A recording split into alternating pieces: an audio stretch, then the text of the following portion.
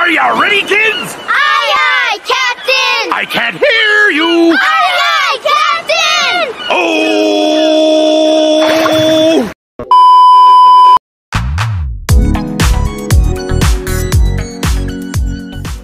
Assalamualaikum warahmatullahi wabarakatuh. Halo semuanya, kami dari kelompok kondenser ingin menjelaskan sedikit materi mengenai alat kondenser.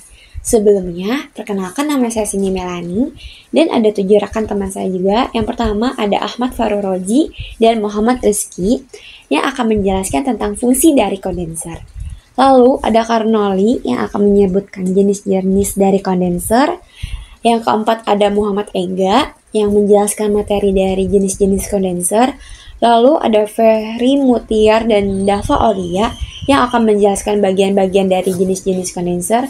Dan terakhir ada Zahra Khairunnisa yang akan memberi kesimpulan dari semua materi yang sudah kami jelaskan.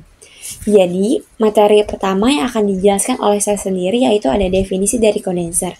Nah, apa sih kondenser itu? Jadi, kondenser itu merupakan alat penukar panas yang digunakan untuk mendinginkan fluida sampai terjadi perubahan fase dari fase uap menjadi fase cair.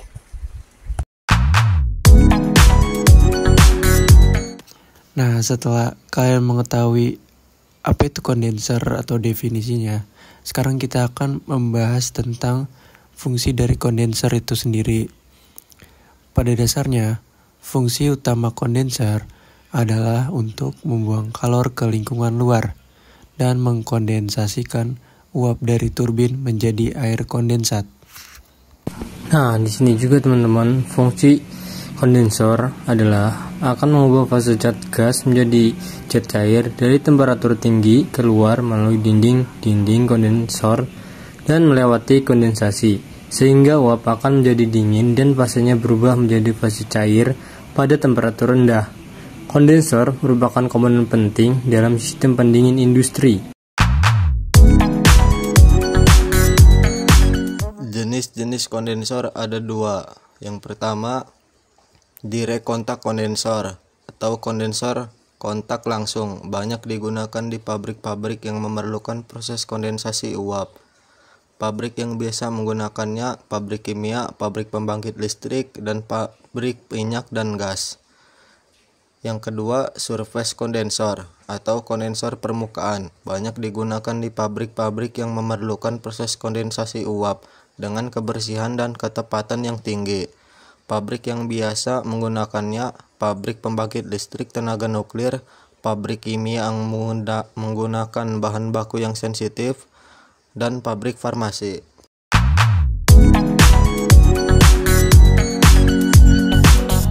Oke teman-teman, di sini saya akan menjelaskan tentang spray condenser. Pada spray condenser, pencampuran steam dengan air pendingin dilakukan dengan jalan menyemprotkan air ke steam, sehingga steam yang keluar dari gas turbin pada bagian bawah bercampur dengan air pendingin pada bagian tengah, menghasilkan kondensat yang mendekati fase saturated. Kemudian dipompakan kembali ke cooling tower. Sebagian dari kondensat dikembalikan ke boiler sebagai feed water. Sisanya didinginkan biasanya di dalam dry cooling tower. Air yang didinginkan pada cooling tower disemprotkan ke exhaust turbin dan proses berulang. Selanjutnya ada komponen dari spray condenser. Yang pertama ada ruang kondensasi, condensation chamber. Yang kedua, nozzle spray, penyemprot air. Yang ketiga, pompa air pendingin. Yang keempat, saluran masuk uap. Yang kelima, saluran keluar kondensat. Yang keenam, ada separator udara dan gas non-condensable. Dan yang ketujuh, ada tangki penyimpanan kondensat. Selanjutnya ada kelebihan dan kekurangan dari spray condenser. Kelebihan spray condenser yang pertama ada efisiensi pendinginan tinggi. Yang kedua, desain sederhana dan ringkas. Yang ketiga, biaya investasi lebih rendah. Yang keempat, cocok untuk air pendingin berkualitas rendah. Yang kelima, minim perawatan. Selanjutnya ada kekurangan spray condenser. Yang pertama ada membutuhkan air dalam jumlah besar. Yang kedua, memerlukan pengolahan air tambahan. Yang ketiga, berpotensi kehilangan air lebih tinggi. Yang keempat, kurang cocok untuk sistem yang memerlukan kondensat bersih. Yang kelima, ada pembuangan gas non-condensable bisa lebih sulit. Selanjutnya ada troubleshooting spray condenser. Yang pertama ada kondensasi tidak optimal. Nah, biasanya itu tekanan uap terlalu tinggi atau tidak stabil. Solusinya itu dengan cara periksa dan sesuaikan tekanan uap masuk. Yang kedua ada air pendingin berlebihan. Biasanya katup pengatur air pendingin tidak bekerja dengan baik. Solusinya dengan cara periksa dan sesuaikan katup pengatur air pendingin. Dan yang ketiga ada air kondensat tercemar atau kualitas menurun. Biasanya dari sumber air pendingin mengandung kontaminan seperti lumpur atau zat kimia. Nah, solusinya itu dengan cara gunakan sistem penyaringan atau pengolahan air sebelum digunakan. Dan yang keempat ada nozzle penyemprot air tersumbat. Nah, biasanya itu ada endapan kerak, lumpur, atau kotoran dalam air pendingin. Solusinya itu dengan cara bersihkan atau ganti nozzle secara berkala.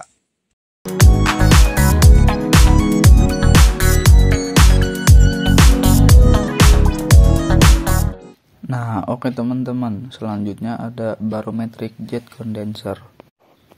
Barometric jet condenser ini merupakan jenis awal dari kondenser. Jenis ini beroperasi dengan prinsip yang sama dengan spray condenser, kecuali tidak dibutuhkannya pompa pada jenis ini. Vakum dalam kondenser diperoleh dengan menggunakan prinsip head statis seperti pada barometric condenser, atau menggunakan diffuser seperti pada jet condenser. Komponen-komponen dari barometric jet condenser sendiri itu ada pipa barometrik, pipa vertikal panjang, biasanya lebih dari 10 meter, yang menciptakan vakum dengan memanfaatkan berat air. Yang kedua ada ruang pencampuran atau mixing chamber, bagian tempat uap dan air pendingin bercampur, menyebabkan kondensasi. Yang ketiga ada nozzle injeksi air, menyemprotkan air pendingin untuk mempercepat kondensasi uap. Yang keempat ada hot well, reservoir tempat air hasil kondensasi dikumpulkan. Yang kelima ada pompa udara, menghilangkan gas-gas yang tidak terkondensasi dari sistem. Nah, prinsip kerjanya yaitu yang pertama, uap buangan masuk ke ruang pencampuran. Lalu, air dingin disemprotkan melalui nozzle, sehingga uap cepat terkondensasi. Air hasil kondensasi dan air pendingin berlebih mengalir turun melalui pipa barometrik karena gravitasi. Lalu, vakum dipertahankan oleh tinggi pipa barometrik yang mencegah masuknya udara. Dan campuran air dari kondensasi dan air pendingin dikumpulkan di hot well dan dapat digunakan kembali. Nah, ada juga troubleshooting yang ada pada barometric jet condenser. Yang pertama, vakum tidak terbentuk atau tidak stabil. Penyebabnya kebocoran udara di sistem. Solusinya, periksa dan perbaiki kebocoran pada sambungan pipa dan katup. Yang kedua, kondensasi tidak sempurna. Penyebabnya, aliran air pendingin tidak cukup atau tidak merata. Solusi, pastikan pasokan air pendingin mencukupi dan tekanannya stabil. Yang ketiga, pembuangan air tidak lancar atau terhambat. Penyebabnya, pipa barometrik tersumbat oleh kotoran atau kerak. Solusinya, bersihkan pipa barometrik secara berkala untuk mencegah penyumbatan. Yang keempat, kinerja pendinginan menurun. Penyebabnya, kualitas air pendingin buruk. Efisiensi pencampuran uap dan air menurun karena desain atau pengaturan yang salah.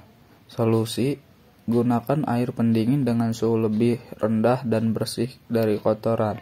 Pastikan desain dan pengaturan nozzle injeksi optimal. Nah, selain itu ada juga keuntungan dan kelebihan dari barometric jet condenser ini. Keuntungannya, yang pertama, desain sederhana dengan sedikit komponen bergerak. Pendinginan efektif karena uap bersentuhan langsung dengan air pendingin.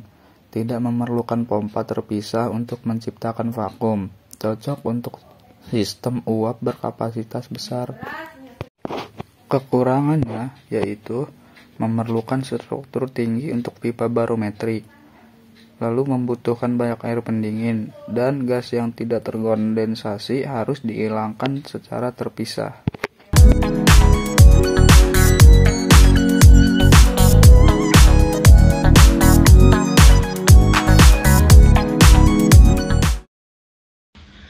Baik teman-teman, kita lanjut ke surface condenser.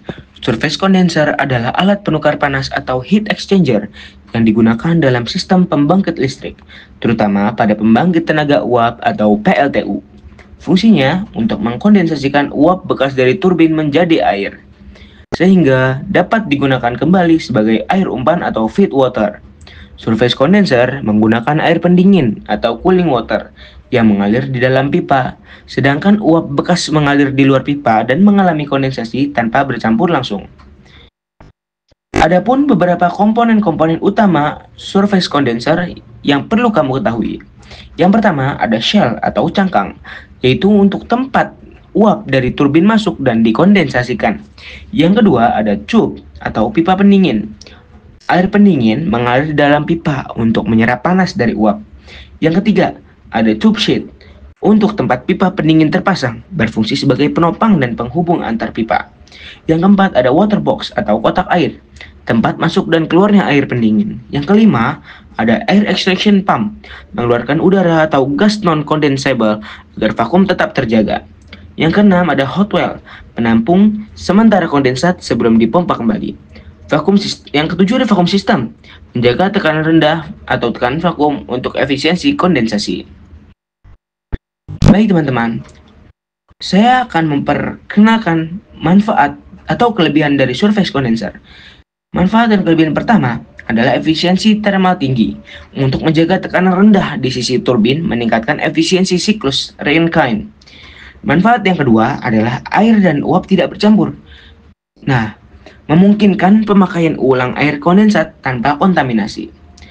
Manfaat yang ketiga untuk mendukung sistem sirkulasi tertutup, untuk hemat air dan lebih ramah lingkungan.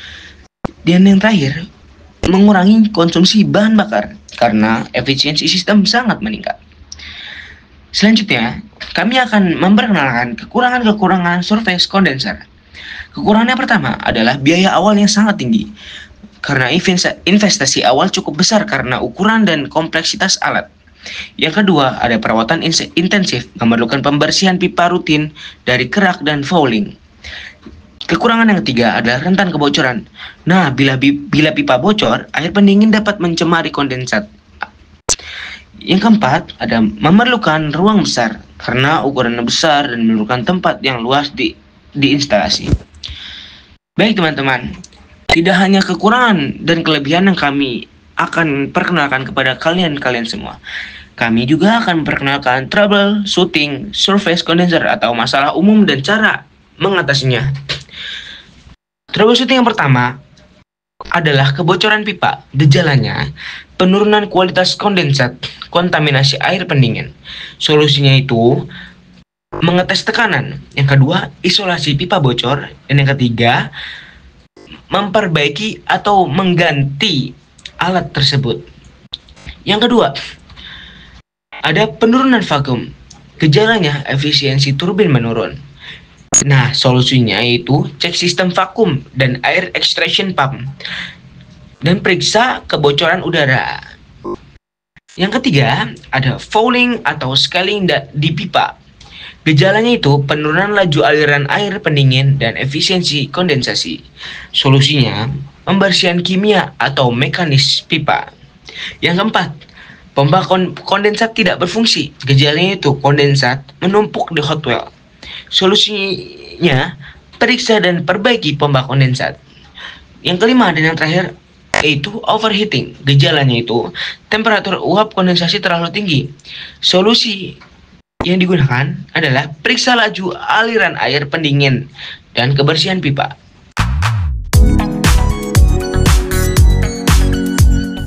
Oke teman-teman, jadi kesimpulan dari semuanya, kondensor memegang peranan krusial dalam berbagai industri, terutama karena kemampuannya dalam mengembunkan uap menjadi cairan. Fungsi ini sangat esensial dalam sektor seperti pembangkit listrik, industri kimia, dan petrokimia. serta sistem refrigerasi dan pendinginan. Lebih dari sekedar konversi fase, kondensor juga berperan sebagai alat penukar panas yang efisien, memungkinkan pengendalian suhu proses dan bahkan pemulihan panas untuk meningkatkan efisiensi energi. Dengan memfasilitasi siklus tertutup, kondensor berkontribusi pada peningkatan efisiensi sistem secara keseluruhan, seperti yang terlihat dalam operasional pembangkit listrik. Meskipun beberapa jenis kondensor menggunakan air, inovasi desain juga memungkinkan pengurangan konsumsi air. Dengan aplikasi yang luas di berbagai sektor industri, kondensor menjadi komponen vital yang menunjang efektivitas dan operasional berbagai proses manufaktur dan termal.